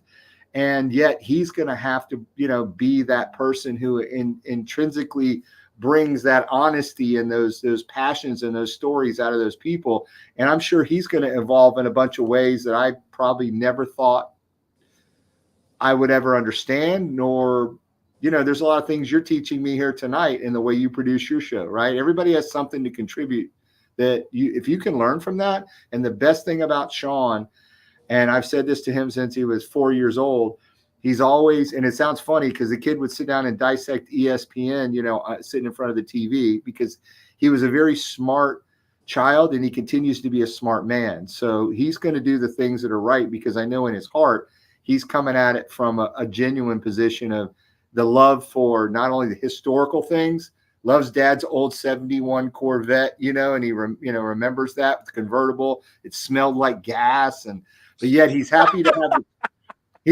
have the tool set, and he's happy to have the things to kind of go with it. And I'll just try to be on those two ends and serve my best, assets, and not try to get in the way of what's creative and what's happening now. You guys all have different, and you're kind of probably in between us, right? There's Sean, there's Ryan, and there's Bill, and there's going to be a lot of differences in the way things are going to come out. But at the end of the day, it's all good for everybody. And I don't think it's really, I don't see a detriment in it anywhere, honestly. But no, I don't either. If the heat comes along, Bill and his lawyers are going to have to be the guy that jumps in on that, right? It is what it is. So Bill, pre-show you and I were talking, and I told you I'm successful because I have failed. It's not about failing; it's about recognizing the failure, learning from it, and building upon it. So, as your son is coming into this very young, and Sean, please, this is so negative, very green in both the cigar world and the TV world. Although he's probably been smoking cigars for a lot longer than he's willing to admit to you.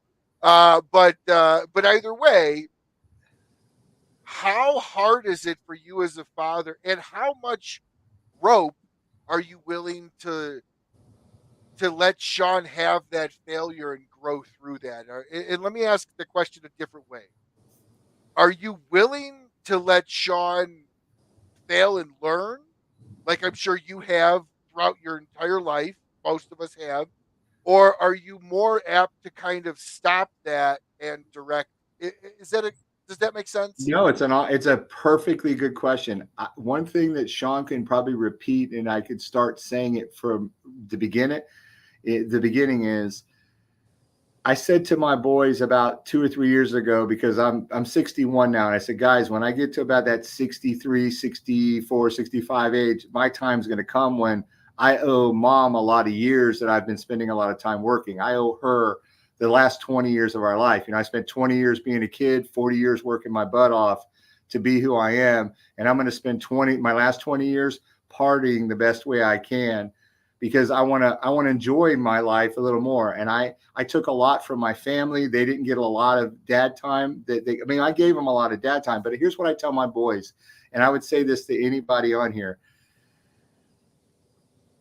I will make a lot more money when I'm retired just picking up the phone and telling people what not to do based on my mistakes. So like literally not the time I spend at the office being a management person or an overseer of an operation, but it's time for him to come in and grow. And for me to go into that place where my job is to use my tribal knowledge that I have gained. I get to sit in the teepee with the big boys now and smoke the peace pipe, and the soldiers come in and ask the question, and then they leave and go, okay, that's the way we need to go to war.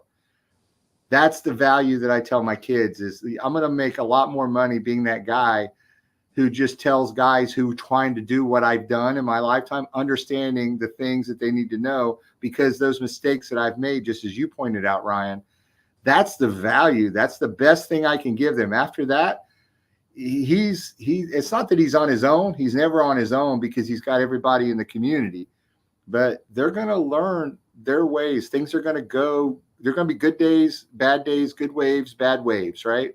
So all I can do is that I can give them those answers when I'm asked, but they're going to have to lead from here forward, because I can't be that guy out there going, charge, we're going to go take on the next hill or save our land and, run on, that's not going to happen. Sean, it sounds like when your dad retires, you're going to be getting a big bill for any advice that he gives. So, Sean, coming from very successful D1 school, basketball, that's no joke. You could have went overseas. You probably, if pushed hard enough, could have maybe even worked your way into a draft somewhere. Why give all that up for this? Why give all that up to come work in your dad's business? And that's a valid question, because the dreams of you had when you were 10 playing basketball was like, I'm going to be pro, and then you switched all of that. And part two to the question is, how has being such a talented athlete, D1 player, contributed to your business acumen as somebody inside the wide world of TV now? Right. First part, I think, I'm a very realistic person. I know what I can and can't do. And as I got older in my college career, I realized that dream of being an NBA player was probably very slim. I could have went to the G League and, worked my way up and maybe got a shot. And if I went overseas, I had my best friends. I played with a bunch of guys, like I said before. So I've heard the stories about, the difficulties of being overseas. You got time change, you got language barriers, culture barriers. You're spending 6, 7, 8 months over there to come back with 20, 30 grand, sometimes 40. And then once you get higher up, you got to work your way up wherever you're at. And then me and my dad, we had a conversation in Miami. We were outside a hotel. We were at the Play It for Change thing. And we were sitting there, and he's like, you could have went and had a 20-year basketball career wherever you went. You could have went overseas. You could have been an NBA. And at the end of that, all you would have known how to do was bounce a basketball. You might have had some money in your pocket, but it still would have been 20 years later. So we talked about it, and being a realistic person, to have that conversation with him, it was like, okay, I can start now this 20-year venture, learn a lot more about business and entrepreneurship, and build more relationships outside of the basketball world, and still have that same amount of money in my pocket when I come out on the other end. So for me, that's kind of, where that was at. And then part two of your question, basketball has given me, a lot. It's still to this day, basketball is a huge part of my life. Monday, Wednesday, Fridays, 5:30 in the morning, I'm playing basketball. Monday and Thursday nights, sometimes I play Sunday. I play every day of the week. And I meet a lot of incredible people. And I think throughout my journey, I saw a lot of great places. I met a lot of great athletes. I played for a lot of great coaches. I learned hard work. I created a lot of memories. And I think one of the biggest things that I'm starting to learn now that I didn't know back then is it's not about what you know as much. It's about who you know. For me, like he was saying, I was a very high IQ guy. I was very versatile. I could shoot. I wasn't the best shooter, but I was a good shooter. I wasn't the best passer, but I was a good passer. I wasn't the best ball handler, best rebounder, but I was always, I was very versatile. I could do it all. And I think that translated to on the court, and I'm starting to realize that now. Like you could throw me at a donor meeting and I'll be okay. You can throw me in the hood, I'll be okay. You can throw me in the woods on a four-wheeler, I'll be okay. So that's what basketball has given me. The ability that I now know that I can handle any situation, any type of people, I'll be okay. And I can do what I got to do, to sell what I need to sell, or just hang out and be okay. So yeah, basketball has given me a lot, man. It's given me a lot. I have a lot of love for the sport. So, Sean, I didn't ask you, but what are you smoking tonight?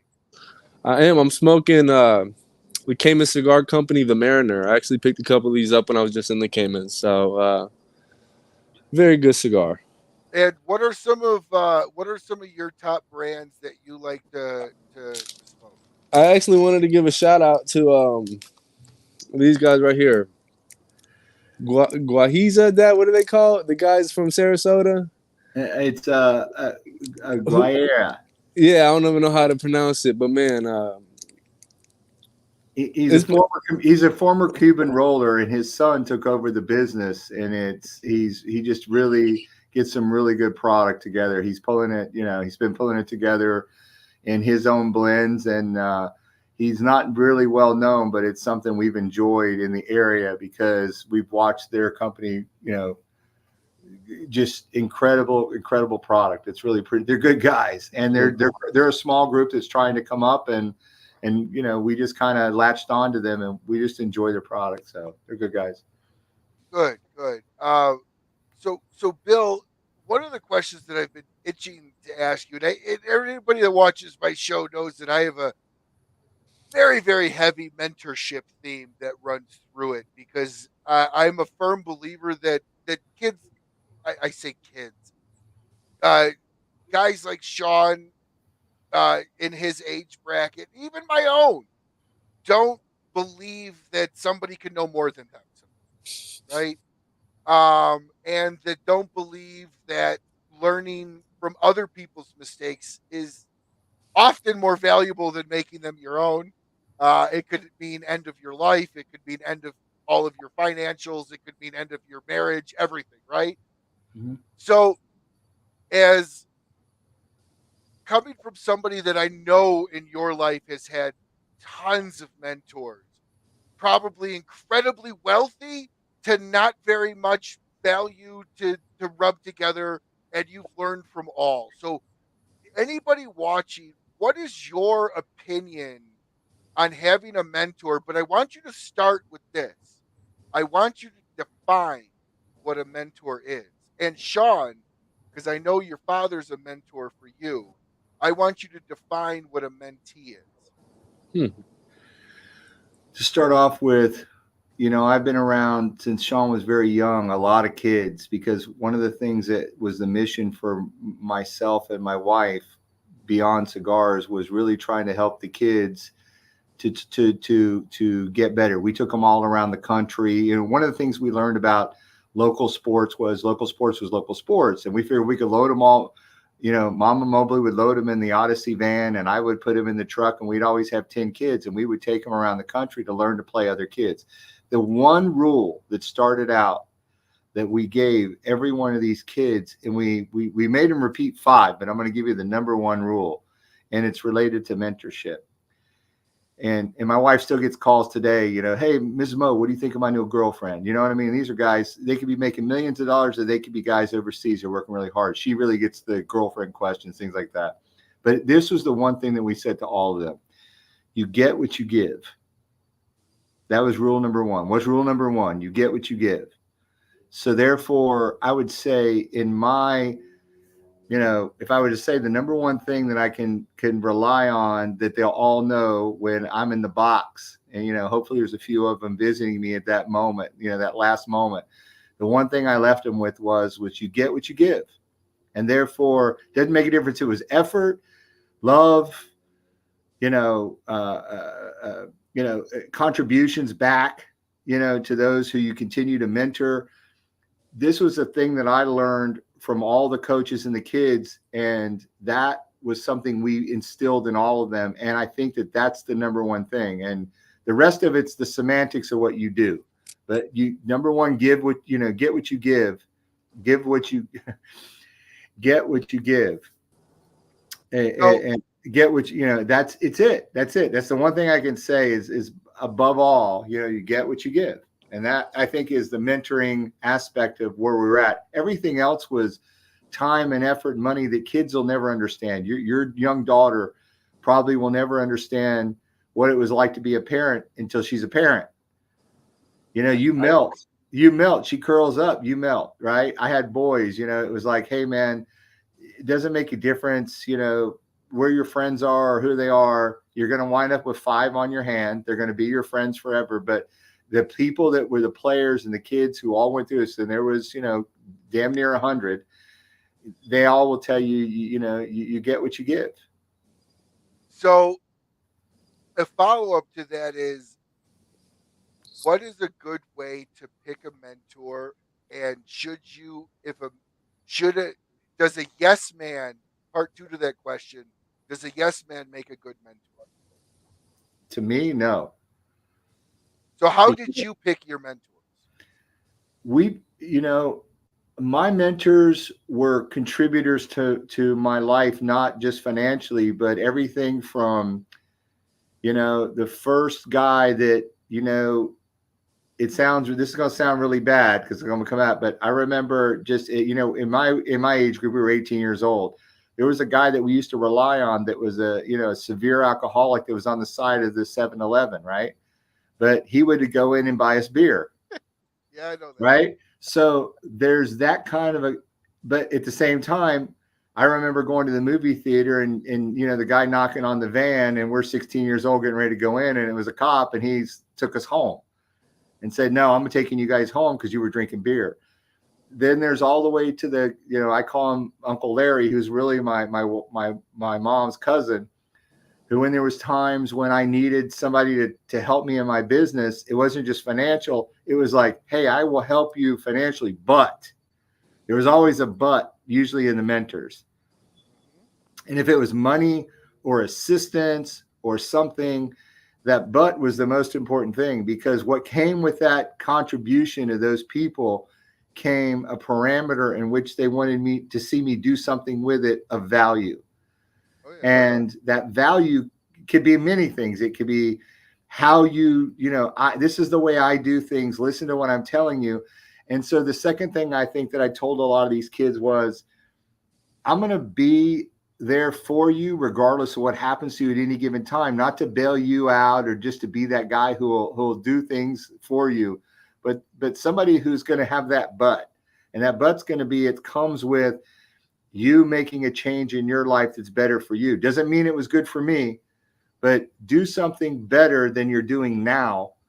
And that just allows them to grow. And so that would probably be the biggest thing that happened to me in my life. Everyone who contributed to my mentorship made sure it was a condition to their participation.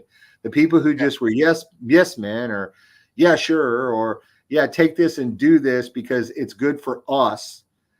Not many people I was fortunate in the sense that I paid attention to that gave me the rope to do what I needed to do, but they gave me those conditions of, hey, but do this. And I tried to do that with Sean. I cannot lead his age group. I cannot be part of that. That's his age group. That's his thing. It's not mine. But I can say, here's some ideas. Absolutely. And to your point, I've told this story before, but exactly to your point, I actually had when I was doing marketing, I made friendly with a really big CFO at a really big company, and kind of became a mentor, took me under his wing, gave me advice for several years. We still keep in contact. And after about a year of giving me advice and doing everything opposite of what he said, he sent me a bill. And I remember looking at it, I called him and I was like, this is astronomical. He goes, that's what my cost per hour is, and I'm giving you a discount. He goes, I have given you so much advice and you've done everything the opposite, and it shows. So if you don't want my advice, then you will pay me like my client, because I only give free advice to those that will actually listen. If you don't want to listen to it, you're at least going to pay me for it. Hmm. And that straightened me up, and I started listening, and my life changed around in many ways. But to your point, that's the but. I will work with you, but he had nothing to gain from me. That's right. He had nothing to gain. Not a dollar. He didn't work with me, nothing. It was all because we were friends, because he liked me, we liked the camaraderie.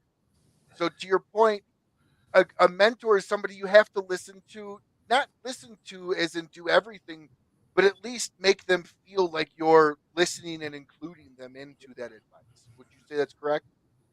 And no, it's 100%. You're spot on with that. I mean, it goes with not only all the things that, and there's a lot of people who teach you a lot of things that are gaining from it, but yet they ultimately come back and are looking for you to be better. You know what I mean? Their value is that you've done something, continue to grow. And again, it's not because we're trying to guide. I always say we, because it puts me in a group like I really never looked at it as mentorship. I looked at it as my ability to give my time, just as your person shared the bill with you. It goes back to what I said before. One day I'll make a lot of money, more money than I probably make today with less effort, just by sharing with people what not to do. Some people will want that information, and I will give them a bill, right? Because they're not, no, because I'm not mentoring them. I'm giving them paid advice. In this case, Absolutely. right? Everybody else has been getting it because of that love that we have, with each other in some way, shape, or form. Yeah, I'm looking forward to the retired Bill Mobley TED Talks. I see a huge TED Talk circuit with you, Bill, when you retire on this stuff. So, Sean, coming to you as somebody that has had a lot of mentors, being in basketball, being in sports, your whole life is filled with mentors. So, define what it has been for you to be a mentee and what that has meant to you. Right. Well, first off, I'll say, there was a lot of things growing up that I didn't agree with that they were telling me that now I do agree with. Like the pots and pans and the bed sheets you pick are important. And, the bath towels, buy some quality bath towels. Don't buy the cheap stuff. Yeah, I think you kind of hit on the head. I think being a mentee means, you got to be willing. Um, you got to be able to, shut your mouth and open your eyes and open your ears. They say stuff the cotton. Um, take it out of your ears, put it in your mouth. Yeah, man. Put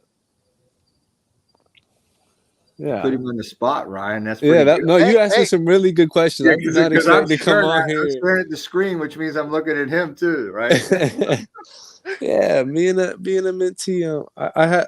I'll say where I fell short in being a mentee is I didn't take advantage of what they were offering. I think I kind of took some of my mentors for granted, and I'm not doing that anymore. I'm at that age, and I've learned some stuff in my life where I can't do that anymore. But yeah, just showing up isn't enough. So I say being a good mentee, showing up is just not enough. You have to do a little bit more. And going back to that, doing what you're told and doing what you're asked. If you're asked to read 2 pages of a book, whether it's that small, you're asked to go, run a mile down the street, just do it. You know, and there's a reason for the madness. There's a reason. There's a reason for what the mentor is asking you to do. And you gotta, be willing to, on the other side of it, there's some good that's going to come out of it. So, so then, gratitude. so Sean, what is in wrapping up the show here? We're going to do a lightning round after this question. This is for both of you. Sean, what is your 10, 15, 20-year sight on this? And Bill, where do you see this going until you're ready to give up the reins? Whether that's FreeCast or Cigar TV, same question for you. But Sean, start with you. You're taking over. It sounds like in a few years you might be taking over a little bit more potentially on your plate as your dad steps down a little bit more. So, Mm. what is your long term goal with what you're doing now? Where do you see FreeCast, Cigar TV, and yourself in this? Yeah, I think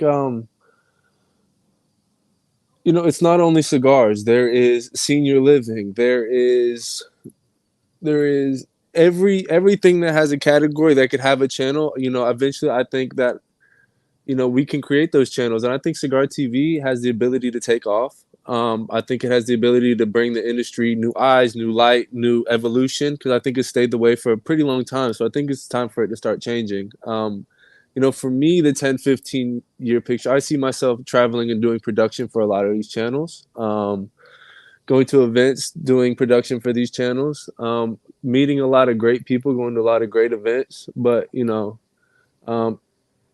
being in the TV and production opens a lot of doors. Everybody needs marketing and needs new eyes. So, you know, I'm learning that the unknown in the future isn't something I should be scared of. It's something that I should really, you know, grab onto and, you know, enjoy.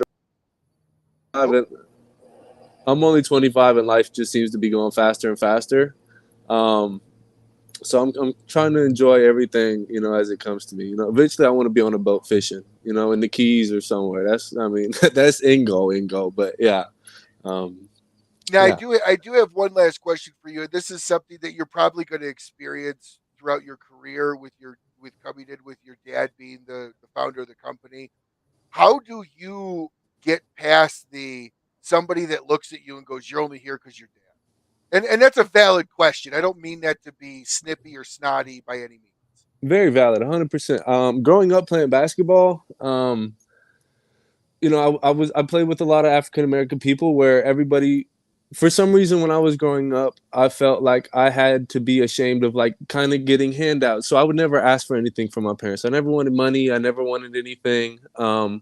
You know, some of those kids never had food or a roof over their head. Their parents were never home. And I felt like I had to be that same person. Like I had to get it out of the mud. You know what I mean? I had to, you know, and, you know, now at this age, 25, I have a resource. I have a father that is very smart, has very, you know, a bunch of doors opened. He has a lot of knowledge. And, you know, why would I not take advantage of that? So to some extent, I'll listen to what people say, and you know, they said, "Oh, you know, it's a handout." But on the other side of it, like, why the hell would I not take advantage of it? You know, like, I Absolutely. mean, And so just because your dad put you there doesn't mean you can't learn and be the best at being right, either. right. I'm gonna bust my ass. I'm gonna make relationships. I'm gonna do what I have to do to make this company successful. I'm gonna do my part and then some, like I was just saying. So And I think that's really what's going to separate the "it was given to you" versus "I earned it" is long term. Would you right. agree with that, Bill? I would agree with that 100%. So then, where do you see FreeCast after you're done with it and retired, and Cigar TV? Where do you see all this ending up? Well, I feel that we're on a quest right now, and my quest, I think, ends when a lot of groups are represented in this way. And it's Sean mentioned like senior life, right? There's a lot of seniors out there, like, and I appreciate him saying that because it's like, think about what cigar people are looking for: a place to go, things to do related to cigars. You know, the aspects of, you know, the education about it. What's the same thing with like a senior life, right? They want to know where to eat, where to go, how to stay healthy, mental wellness. How do I get 25 years out of the next run, right? Instead of the next. And so therefore, that's really kind of my quest, is to bring what I would call niche value channels to the people who are in these collective groups. And by the way, a lot of people fit in a lot of different groups, right? A senior person may fit in the cigar channel, but they also fit in the senior channel, but they also fit in the fishing channel because they love fishing or whatever it may be. Absolutely. Right. So that's really my goal. I would say, well, what gives me the greatest pride in what Sean's saying is that in the way he said it, it's even a little bit valuable to say one more thing. It's here's, and again, I'm not bragging, but I'm just giving you a little bit of color on this. Here's a kid that at 13 years old, and there's a lot of parents out there that not many parents would think of it like this, but you know, he was asked at a very young age to go live away at a basketball school. So instead of going to a normal high school, he went to a basketball school.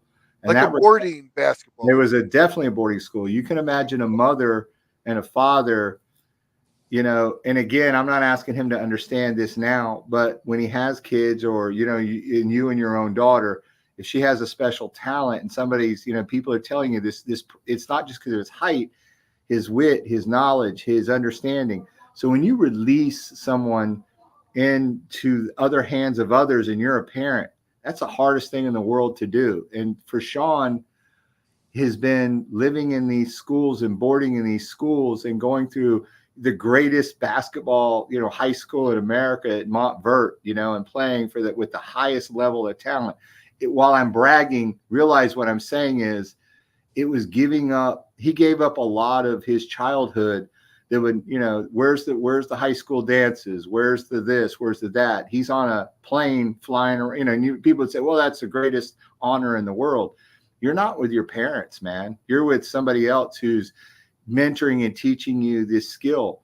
And for him to have to come back and say, okay, I made the decision that maybe I'm not going to be a business person in basketball because, the 2% that actually make it to where the money's at to make an income to live at a high level and expecting a short career, he made a very wise decision, I think, because he's now learning a skill.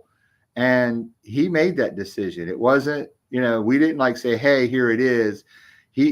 What I do certainly was so far from his interest group because I was in the technology business. And here's a kid who's, think about it. So the pride that comes from that, from me and his mom, are very strong in that sense. So I would say that that funny thing is, we did for him what we did for everybody else that was on the teams or things like that. And we tried to be those types of parents. And at the end of the day, my pride is going to be that he is or isn't that person. It may be just Cigar TV. It may be all the channels, but he sees where the future lies with the way communications are going to be. And for him to take hold of it, I'm still not giving it to him. He's got to take it and do with it. He's got to bring his own to it, just like he did in that. I can't play the basketball game for him. I couldn't be at those practices for him. I could be an observer. So I would say that, in my world, the best thing, for me is that as a mentor, it's a very strong sense of pride. It's a strong sense of pride that he's doing it. It's not, I'm giving him anything, because he knows that. And he's always worked on his own. And that's hard when you started that at 13 years old. No, absolutely. And I love this. I love the father-son relationship, and I love the father-son experience and love over cigars. I'm a firm believer because it's happened to me. I've sat next to people worth millions, and sat in the same room, literally next to another person that barely was able to afford the cigar, and we were only there to smoke the cigar, and nobody cared about status. Nobody cared about anything. And oftentimes I could go and, Bill, you are much more higher net worth than me, but I could smoke the same cigar you are and have the same experience, enjoyment. Sean, same thing. And that's really what brings us together. It's the experience of the cigar. So here in the lightning round, we have a few questions really quickly. Bill first, then Sean. What's your favorite cut to use on a cigar? Straight cut. Straight. What's your favorite size? Robusto. Toro. Okay, a little bit bigger. What's a size you don't like to smoke? Wow, sorry, that's a tough one. I'm not a smalls guy. I don't like the smaller ones. Too small. I like a big ring. Okay, so you will go into the 60s and so on. Yeah. He won't. I'm the same way. I'm a Lancero. Nut myself. Okay. What is your favorite pairing with a cigar? That's really weird, but I would say you guys got Perrier actually for me. Yeah, no, a lot of people drink the carbonated water. Carbonated water Topo guy. Chico is another really, really big one in the cigar world. A nice cappuccino. Oh, okay. So you're coffee guy, cappuccino, sparkling water for you. What is your favorite brand? What is your go-to brand? I was always a Monte Cristo guy for years, and I kind of hung with Monte Cristo. Then I switched literally over to the Flor Dominica Chisel Maduro. That was my favorite, probably. So you went mild, medium to mild, more mild I went totally to to like dark. full horsepower. What about you, Sean? Yeah, being in Tampa and kind of starting out now, I'm an Arturo guy. They're everywhere over here. Everybody's got them, so Arturos. Okay, okay. What is your typical strength in a cigar that you like? I like the strength, the draw for me. I mean, I'm about the No, I draw. mean like a medium body, heavy Oh, I'm body. sorry. Yeah, you meant strength the excellent. Me, I'd say medium body, but I've gone to the dark, so I'm caught right there. Right, you're catching me right in the transition. See, and you're the opposite, right? Most of the time you see the younger crowd going full horsepower, and then as you get older, you kind of go down more into the mild. You're kind of having the opposite. That's Going the awesome. other way. That's awesome. What about you, Sean? Yeah, I'm a light body guy transitioning into a medium body cigar. My sponsor actually, he's a avid cigar smoker, and he gets on me all the time because I don't smoke heavy stuff. I just don't do it. You could give a shout out to your sponsor if you want. Shout out JD, man. Well, thank you both so much for coming on. This has been fantastic. Thank you for delving into the Cigar TV world and kind of what that means. And I really hope you guys seek out other shows and go on other shows and really spread the word around, because I can tell you, us inside the cigar media industry, we're getting fucked over in the sense of our avenues of being able to get our content shown, right? We're kind of the for lack of better terminology, the redheaded stepchild inside the content industry, right? Yeah. So big shout out and a big thank you to you guys putting this together. Obviously, we'll see how it all works out to see if it's successful in the end. But I think we have a good base going. We've got a firm understanding of what to expect and how this thing is going to play out. So I really truly appreciate both of you coming on, and I don't know if this is the first cigar show you guys have done for this, but definitely would love to see you guys on other shows diving into this a little bit more. And as things kind of launch off here in March. So, what is the official launch date, and how do people find the official app, and when can they download it? So essentially, we're going to get this thing off by March 15th, and we're looking at a CigarTv.com will get you what you need, as well as CelebrityCigars.com will get you what you need. Either one is going to be able to get you to the show, and then the app will be distributed. What that has to do is the acceptance by each of the networks to actually put it in their order. So you'll see, we'll keep a rolling schedule available on this. So you'll see as our distribution people get it laid out, you'll get it posted on Cigar TV, available on this, and this. It'll tell you which actual programming will actually accept our programming on their actual channels. Well, fantastic. I love the cable killer that you're starting. I think this is fantastic. FreeCast was at the start of the cable killing, and I love every aspect of it. My wife and I cut our cable, switched over to straight streaming. We use FreeCast ourselves, so it was such a great honor to have both of you on the show. Big shout out to all the sponsors that make this show happen. BAMF Cigars, ROCF Cigars, Kristoff Cigars, Sagrado Cigars, New Air Humidors, Micallef Cigars, Big Sky, Cornell and Diehl Pipe Tobacco, La Aurora Cigars, West Tampa, and as always, the big man over at Dunbarton Tobacco and Trust, Steve Saka, and the other big man, Abe DeBabna, down in their neck of the woods. Boynton Beach is the mothership, smokein.com. Check them out. And until we see you all again, smoke what you like, smoke as often as you can, and have a great rest of your week. Bye, Thanks, everyone. Be well, everyone. Thank you.